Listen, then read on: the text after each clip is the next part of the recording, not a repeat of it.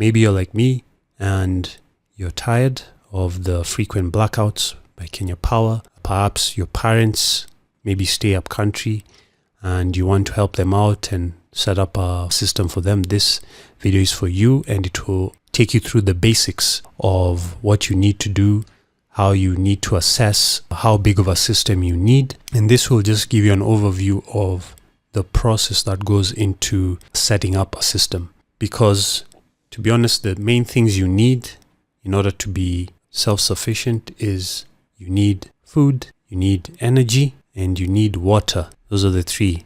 The main overarching one, if you're a Christian, you need Jesus. All right, let's move on. If you have a look at my screen here, this is a template of what I've been using for the first project I ever did for my mom's place up country. This template will be available for you to use, giving it away for free. One of the first things you probably will need is Excel. And if you can see here, one of the main things you need to know is what is your use in terms of power. And I've just used this as an example. You have the name of the different items, and then the power, the amperage, your daily use in hours, and your daily energy consumption in watt hours. This form will calculate everything for you. I'll give an example. Let's start with a bulb. What is your power? In my case, I'm using this. I'll use this as an example. This is, okay, my camera is missing focus here. It says 5 watts, okay? In your case, you have to check what is the rating or the power rating of your bulb. People use 7 watts, people use 8 watts. For example, I use this bulb from Tronic here. That's about 5 watts, okay? Once you determine that, you go back to the form here, the Excel sheet, and then you write there 5, okay? Power, 5, okay? Forget about the amperage. Then what's your daily use like? Okay, is it 5 hours, 6 hours? In many cases, you turn on your lights during the night, or if you live in a place that's dark as well during the day, your hours will go up. In my case, I'll put here, or for this example, I'll put here 5 hours. We have 5 watts, a 5 watt bulb used how many hours? 5 hours. You get a daily energy consumption of 25 watt hours. That's what this stands for. 5 watts times 5 in terms of hours gives you what? 25 watt hours. That's your consumption. Let's say you have a second bulb that's 5 watts, and let's say you use it 3 hours. What do you get here? 25 plus 15. That's 5 by 3 gives you 15 watt hours. Then 25 plus 15, what does it give you? Gives you 40 watt hours. And look what happens. Here on the right, on this table, it automatically computes everything. So we have what? 40 watt hours. Okay, that's your total daily consumption. Then your domestic voltage rating, at least for Kenya here, it's between 220 to around 240 volts. I just put that as 230 volts, okay? All right. Then let's say you have a fridge, okay? Ours is rated around 120 watts. Then the runs, I don't know, let's put it at 5 hours a day, okay? What do you get here? You get 600 watts, okay? 600 watt hours. Then it adds up again here to 640 watt hours as your consumption, okay? What else? Let's say you want to charge your laptop and it's rated at 60 watts. Then you charge it, let's say 4 hours a day, maybe 2 hours in the morning, 2 hours in the evening. Then it adds up again, you get 240 watt hours. Then it all computes here to 880 watt hours. What else do people need to charge their phone? Let's say that's, let's put it at 20 watts and you charge it, let's say for 4 hours a day, for example. That's 80. Then 960 watt hours. You see where I'm going, right? This is what it will help you to do. You need to calculate everything that's plugged in. You need to estimate your average watt hours, your daily use, and you need to find out what is the watts or the power rating of the item you use. One thing you need to remember as well is called the inverter. The inverter is what converts the DC energy into AC, which is usable in the house. Many times people overlook the inverter, and based basically the inverter will need power to run when it's running from your battery. Make sure the inverter you get is efficient. The more efficient it is, the less idle power it will consume from your battery. The less efficient it is, then the more power it consumes from your battery. I hope this is very important to remember. When you're getting an inverter, find out what is the idle power. The idle power is how much energy it will use from your batteries and how much it will use to power your entire house. Idle power is very important. Make sure you check out what that is. Okay, once you're done there, the system will compute the losses for the battery, for the inverter here. Then it will give you your minimum inverter rating. As you can see here, it's about 210 watts. Okay, and then you'll put this figure at 90. You'll need to find out how efficient your inverter is.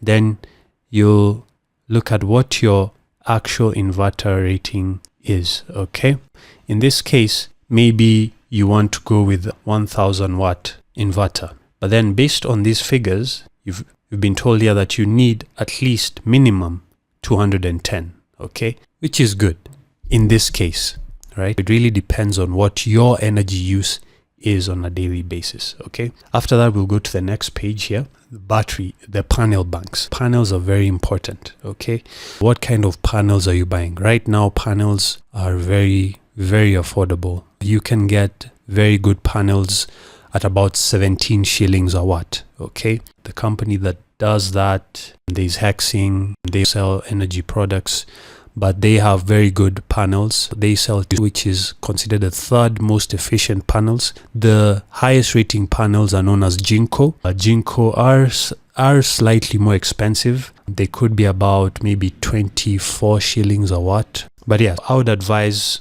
if you want to save on money, you join the group, and yeah, we'll see how we can reduce costs. When you're buying a panel, you need to get two things.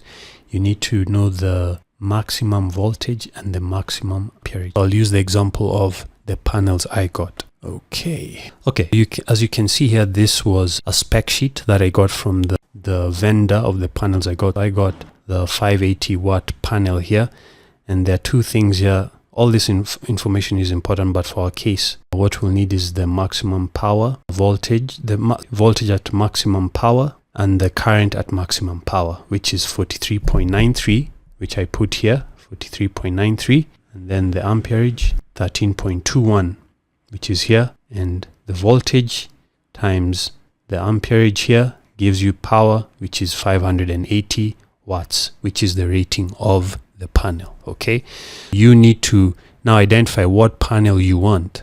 Okay, based on the panel you want, you'll put in this information there. And then the other thing you'll do is you'll put in your daily sunlight hours. Where my mom stays in the village, it's about 4 hours of good sunshine. And then let's move to battery bank. With batteries, right now we have called lithium iron phosphate batteries, the same battery that's used in your mobile phones. These tend to be highly efficient. The same batteries used in electric vehicles as well. And yeah, they tend to have a higher depth of discharge, meaning you're able to use more of the energy or more of the capacity compared to lead acid or AGM battery. Highly recommend, if you can, if your budget allows, get lithium iron phosphate batteries.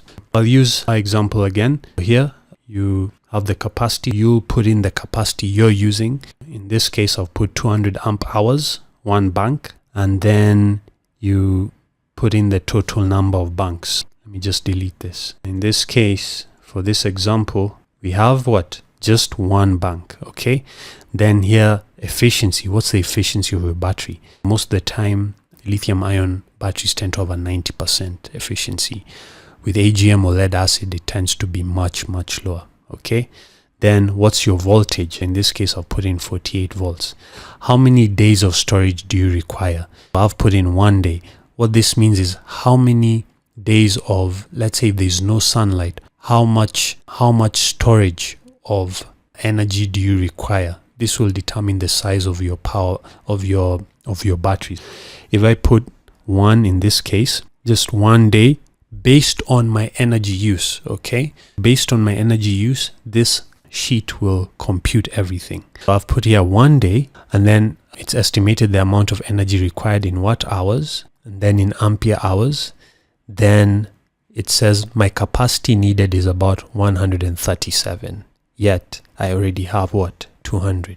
But this is just based on what? If we go to the first page here, based on my use. Remember, the more items you use and the longer you stretch in terms of hours, the bigger the capacity or the battery bank you'll need to use. Okay, so let's go back to this. Yeah, after you get this done, you need to know the wiring, and the technician will be able to help you with this. But anyway, the basics is, this is what will help you get started. First, do an energy audit. How much you use on a daily basis. Bulbs, your lighting, how many things do you charge? How much equipment do you power? Do you have a printer? Do you have a projector? Do you have a phone? Find out what is the watt or the power rating on it. Put it in here. How many hours do you use it? Use it for just 1 minute. And the good thing is this worksheet provides provision for that. You can calculate minutes to hours on the same sheet. Then once you do that, you can go and find out what panels you want to get. Fit that in with your budget. The wonderful thing about this workbook is you can work backwards based on your budget and based on what you've identified, and see how much you use, what is not necessary, what is necessary for you, and then this will give you a clear picture of what you need to set up. Okay, once again, don't forget, if you want this worksheet, I've put the link below for the Telegram group. It's _DIY. It's a Telegram group. Go there and you'll find this pinned at the top, and you'll be able to download it for free and work on it at your own time. If you have any more questions in the same group, feel free to just ask. I'm not a professional, I'm learning, but we can build a community where we can learn to actually be self-sustaining. All right, take care.